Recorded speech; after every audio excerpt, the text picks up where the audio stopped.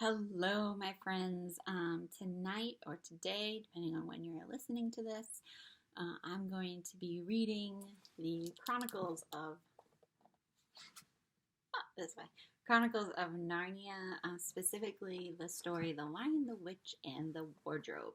So go ahead and get yourselves comfy, and we're going to read the first two chapters, and then you'll have to tune in for chapters after. Okay, here we go.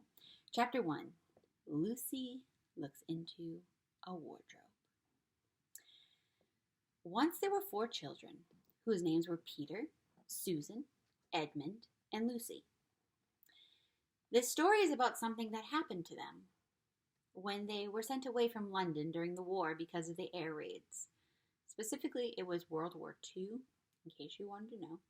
And that would be between the years of 1939 to 1945 for you history buffs. They were sent to the house of an old professor who lived in the heart of the country, 10 miles from the nearest railway station and 2 miles from the nearest post office. He had no wife, and he lived in a very large house with a housekeeper called Mrs. McCready and 3 servants. Their names were Ivy, Margaret, and Betty, but they don't come into the story very much. He himself was very old, and he had shaggy white hair which grew over most of his face as well as on his head. And they liked him almost at once. But on the first evening when he came out to meet them at the front door, he was so odd-looking that Lucy, who was the youngest, was a little afraid of him.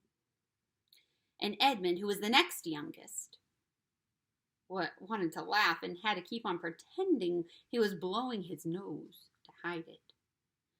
As soon as they had said goodnight to the professor and gone upstairs on the first night, the boys came into the girls' room and they all talked it over. "We've fallen on our feet, and no mistake," said Peter. "This is going to be perfectly splendid. That old chap will let us do anything we'd like." "I think he's an old dear," said Susan. "Oh, come off it," said Edmund, who was tired and pretending not to be tired, which always made him bad-tempered. "Don't go on talking like that." "Like what?" said Susan. "And anyway, it's time you were in bed." "Trying to talk like mother," said Edmund. "And who are you to say when I'm to go to bed? Go to bed yourself." "Hadn't we all better go to bed?" said Lucy. "There's sure to be a row if we're heard talking here." "No, there won't," said Peter. "I'll tell you, it's the sort of house where no one's going to mind what we do. Anyway, they won't hear us. It's about a 10-minute walk from here down to that dining room and any amount of stairs and passages in between."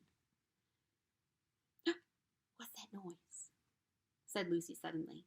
It was a far larger house than she'd ever been in before, and the thought of all those long passages and rows of doors leading into empty rooms was beginning to make her feel a little creepy. "It's only a bird, silly," said Edmund. "It's an owl," said Peter. "It's going to be a wonderful place for birds. I shall go to bed now. I say, let's go and explore tomorrow. You might find anything in a place like this. Did you see those mountains as we came along? And the woods? There might be eagles. There might be stags. There'll be hawks." "Badgers," said Lucy. "Foxes," said Edmund. "Rabbits," said Susan. But when the next morning came, there was a steady rain falling, so thick that when you looked out the window, you could see neither the mountains, nor the woods, nor even the stream in the garden. "Of course it would be raining," said Edmund. They had just finished their breakfast with the professor, and were upstairs in the room he had set apart for them, a long, low room with 2 windows looking out in one direction and 2 in another. "Do stop grumbling, Ed," said Susan. 10 to 1, it will clear up in an hour or so, and in the meantime, we're pretty well off. There's a wireless and lots of books." "Not for me," said Peter. "I'm going to go explore in the house." everyone agreed to this, and that was how the adventures began. It was the sort of house that you never seemed to come to the end of. And it was full of unexpected places. The first few doors they tried led only into spare bedrooms, as everyone had expected that they would. But soon they came to a very long room full of pictures, and there they found a suit of armor, and after that was a room all hung with green, with a harp in one corner, and then came 3 steps down and 5 steps up, and then a kind of little upstairs hall, and a door that led out to a balcony, and then a whole series of rooms that led into each other and were lined with books, most of them very old books, and some bigger than a Bible in a church. And shortly after that, they came into a room that was quite empty except for one big wardrobe. A wardrobe, friends, is another word for a big closet. They used to have these a lot. Some of you might have them in your house, but most people don't these days. The sort that has a looking glass in the door. There was nothing else in the room at all except a dead blue bottle on the windowsill. "Nothing there," said Peter, and they all trooped out again, all except Lucy. She stayed behind because she thought it would be worthwhile trying the door of the wardrobe, even though she felt almost sure it would be locked. To her surprise, it opened quite easily, and 2 mothballs dropped out. Those stink. Looking into the inside, she saw several coats hanging up, mostly long fur coats. There was nothing Lucy liked so much as the smell and feel of fur. So she immediately stepped into the wardrobe and got in among the coats and rubbed her face against them, and leaving the door open, of course, because she knew it'd be very foolish to shut oneself into any wardrobe. Soon she went further in and found that there was a second row of coats hanging up behind the first one. It was almost quite dark in there, and she kept her arms stretched out in front of her so as not to bump her face into the back of the wardrobe, and she stepped further in, then 2 or 3 steps, always expecting to feel woodwork against the tips of her fingers, but she could not feel it. "This must be simply an enormous wardrobe," thought Lucy, still going further in and pushing the soft folds of the coats aside to make room for herself. Then she noticed that there was something crunching under her feet.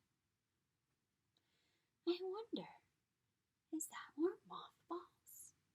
she thought, stooping down to feel it with her hand. But instead of feeling the hard, smooth wood of the floor of the wardrobe, she felt something soft and powdery and extremely cold.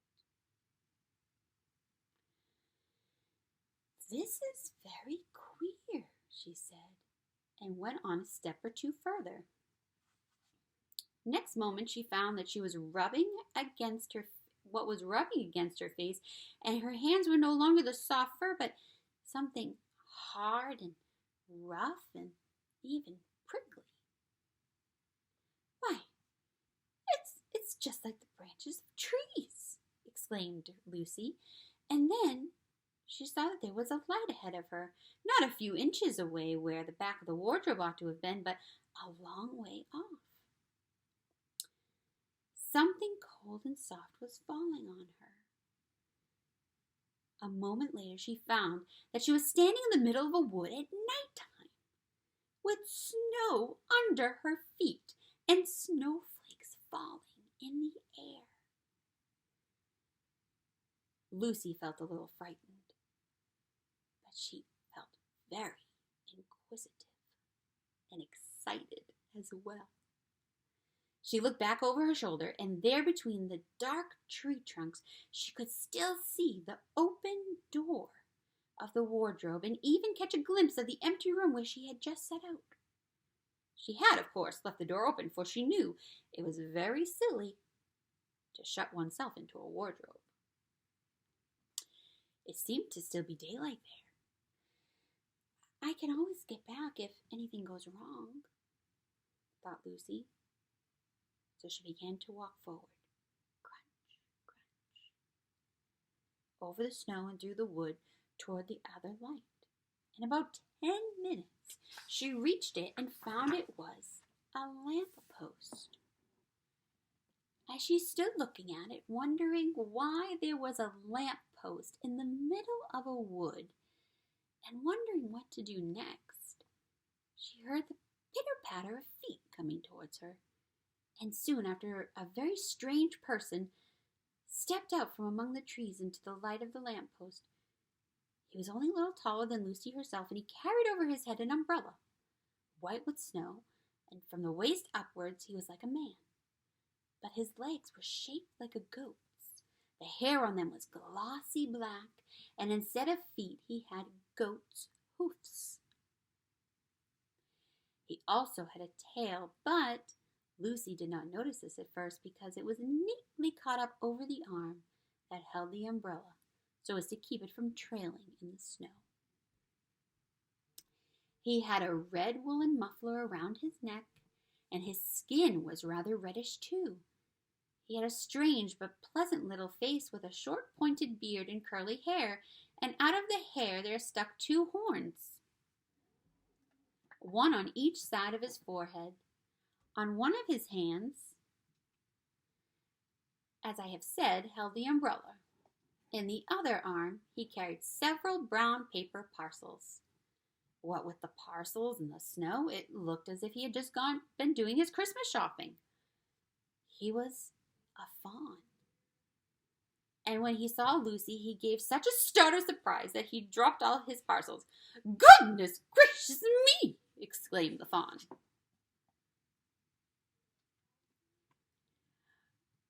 Chapter 2. What Lucy found there. "Good evening," said Lucy. But the fawn was so busy picking up its parcels that at first it didn't reply. When it had finished, it made her a little bow. Good evening, said the fawn. "Excuse me, I don't want to be inquisitive, but should I be right in thinking that you are a daughter of Eve?" "My name's Lucy," she said, not quite understanding him. But you are, forgive me, you are what they call a girl," said the fawn. "Of course I'm a girl," said Lucy. "You are, in fact, human?" "Of course I'm human," said Lucy, still a little puzzled. To be sure, said the fawn. "How stupid of me! But I've never seen a son of Adam or a daughter of Eve before. I'm delighted. That is to say..." And then it stopped, as if it had been going to say something it had not intended, but it remembered in time. Delighted, it went on. "Allow me to introduce myself. My name is Tumnus." "I'm very pleased to meet you, Mr. Tumnus," said Lucy. "And may I ask, oh Lucy, daughter of Eve," said Mr. Tumnus, "how you have come into Narnia?" "Narnia? What's that?" asked Lucy. "This is the land of Narnia," said the fawn, "where we are now. All that lies between the lampposts and the great castle of Caravel on the eastern sea. And you have come from the wild woods of the west?" I got in through the wardrobe in the spare room," said Lucy. "Ah," said Mr. Tumnus, in a rather melancholy voice, "if only I had worked harder at geography when I was a little fawn, I should no doubt know all about those strange countries. It is a little too late now." "But they aren't countries at all," said Lucy, almost laughing. "It's only just back there. At least, I'm not sure. It's summer there." "Meanwhile," said Mr. Tumnus, "it is winter in Narnia, and has been for ever so long. And we shall both catch cold if we stand here talking in the snow. daughter of Eve, from the far land of Spare where eternal summer reigns, around the bright city of Wardrobe, how would it be if you came and had tea with me?" "Thank you very much, Mr. Tumnus," said Lucy, "but I was wondering whether I ought to be getting back." It's only just around the corner," said the fawn, "and there'll be a roaring fire and toast and sardines and cake." "Well, it's very kind of you," said Lucy, "but I shan't be able to stay long." If you will take my arm, daughter of Eve," said Mr. Tumnus, "I shall be able to hold the umbrella over both of us. That's the way. Now, off we go." And so Lucy found herself walking through the wood arm in arm with this strange creature, as if they had known each other all their lives. They had not gone far before they came to a place where the ground became rough and there were rocks all about and little hills up and little hills down. At the bottom of one small valley, Mr. Tumnus turned suddenly aside as if it were going to walk straight into an unusually large rock. But at the last moment, Lucy found he was leading her into the entrance of a cave. As soon as they were inside, she found herself blinking in the light of a wood fire. Then Mr. Tumnus stooped and took a flaming piece of wood out of the fire with a neat little pair of tongs and lit a lamp. "Now we shan't be long," he said, and immediately put a kettle on. Lucy thought she had never been in a nicer place. It was a little, dry, clean cave of reddish stone with a carpet on the floor and 2 little chairs. "One for me and one for a friend," said Mr. Tumnus, "and a table and a dresser and a mantelpiece over the fire and above with a picture of an old fawn with a gray beard. In one corner there was a door which Lucy thought must lead to Mr. Tumnus's bedroom, and on one wall was a shelf full of books. Lucy looked at these while he was setting out the tea things. They had titles like The Life and Letters of Silenus, or Nymphs and Their Ways, or Men, Monks, and Gamekeepers, A Study in Popular Legend, or Is Man a Myth? "Now, daughter of Eve," said the fawn. And really it was a wonderful tea. There was a nice brown egg lightly boiled for each of them, and then sardines on toast, and then buttered toast, and then toast with honey, and then a sugar-topped cake, and when Lucy was tired of eating, the fawn began to talk. He had wonderful tales to tell of life in the forest. He told about the midnight dances and how the nymphs who lived in the wells and the dryads who lived in the trees came out to dance with the fawns, about long hunting parties after the milk-white stag who could give you wishes if you caught him, about feasting and treasure-seeking with their wild red dwarfs in deep mines and caverns far beneath the forest floor, and then about summer when the woods were green and old Silenus on his fat donkey would come to visit them, and sometimes Bacchus himself, and then the streams would run with wine instead of water, and the whole forest would give itself up to jollification for weeks on end. "Not that it isn't always winter now," he added gloomily. Then to cheer himself up, he took out from the case on the dresser a strange little flute that looked as if it were made of straw, and began to play. And the tune he played made Lucy want to cry and laugh and dance and go to sleep all at the same time. It must have been hours later when she shook herself and said, "Oh, Mr. Tumnus, I'm so sorry to stop you, and I do love that tune, but really I must go home. I only meant to stay for a few minutes." "It's no good now, you know," said the fawn, laying down its flute and shaking its head at her very sorrowfully. "No good?" said Lucy, jumping up and feeling rather frightened. "What do you mean? I've got to go home at once. The others will be wondering what has happened to me." But a moment later she asked, "Mr. Tumnus, whatever is the matter?"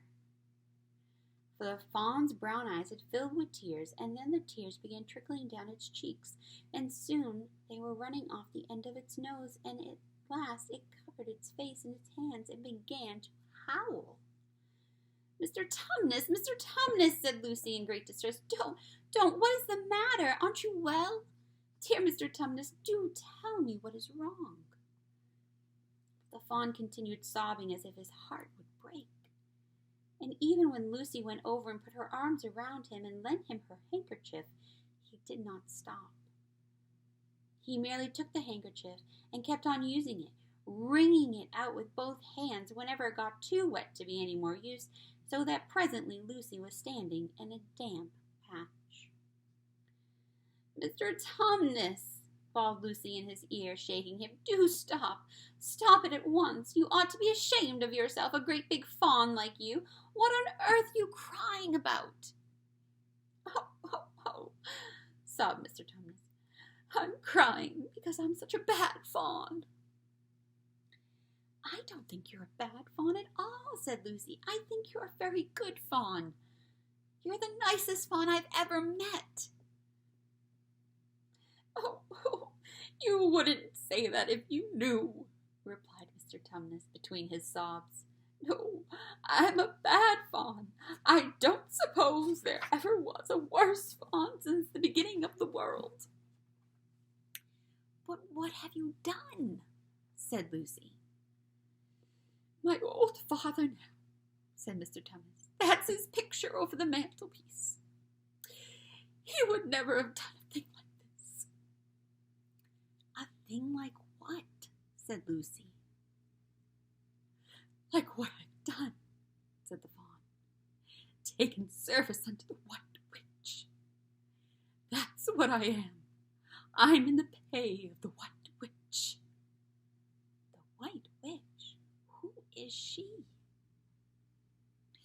"Why, it is she who has got all Narnia under her thumb. It's she who makes it always winter. Always winter, never Christmas. Think of that." "How awful," said Lucy. "But what does she pay you for?" "That's the worst part of it," said Mr. Tumnus with a deep groan. "I'm the kidnapper for her. That's what I am. Look at me, daughter of Eve. Would you believe that I'm the sort of fawn to meet a poor, innocent girl, child in the wood, one that had never done me any harm, and pretend to be friendly with it, and invite it home to my cave, all for the sake of lulling it asleep, and then handing it over to the White Witch?" "No," said Lucy. "I'm sure you wouldn't do anything of the sort." "But I have," said the fawn. "Well," said Lucy, rather slowly, for she wanted to be truthful and yet not be too hard on him. "Well, that was pretty bad. But you're so sorry for it that I'm sure you'll never do it again." "Daughter of Eve, don't you understand?" said the fawn. "It isn't something I have done.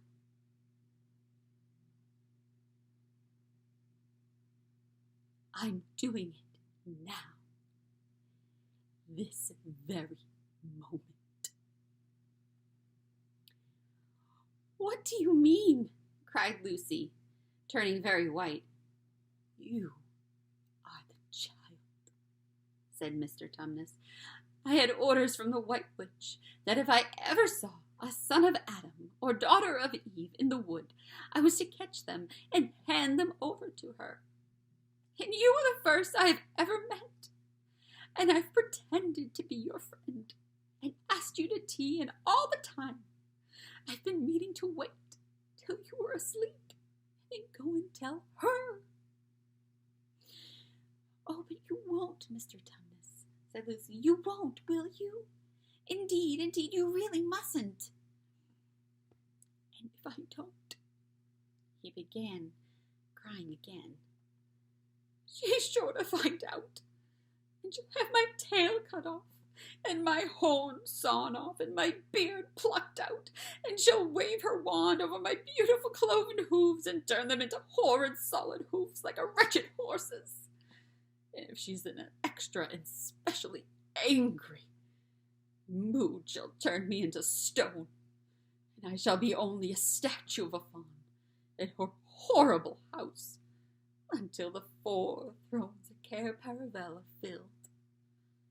And goodness knows when that will happen, or whether it will ever happen at all." "I'm very sorry, Mr. Tumnus," said Lucy, "but please let me go home." Of course I will," said the fawn. "Of course, I've got to. I see that now. I hadn't known that what humans were like before I met you. Of course, I can't give you up to the White Witch, not now that I know you. But we must be off at once. I'll see you back to the lamppost. I suppose you can find your own way from there back to Spare and Wardrobe." I'm sure I can," said Lucy.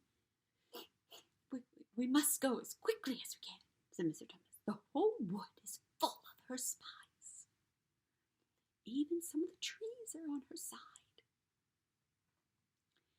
They both got up and left the tea things on the table, and Mr. Tumnus once more put up his umbrella and gave Lucy his arm. And they went out into the snow. The journey back was not at all like the journey to the fawn's cave. They stole along as quickly as they could without speaking a word, and Mr. Tumnus kept to the darkest places. Lucy was relieved when they reached the lamppost again. "Do you know your way from here, daughter of Eve?" said Mr. Tumnus.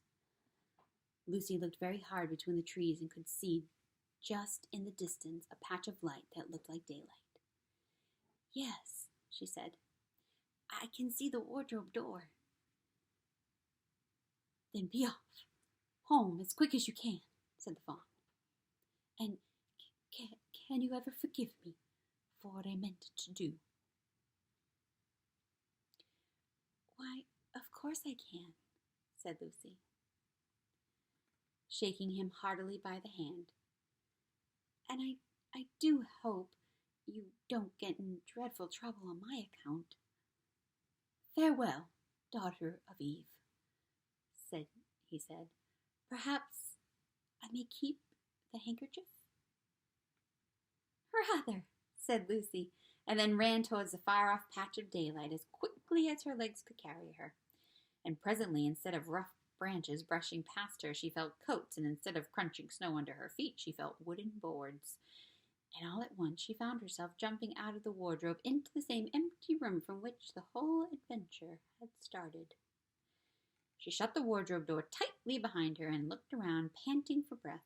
It was still raining, and she could still hear voices of the others in the passage. "I'm here," she shouted. "I'm here. I've come back. I'm all right." And that is the end of chapter 2.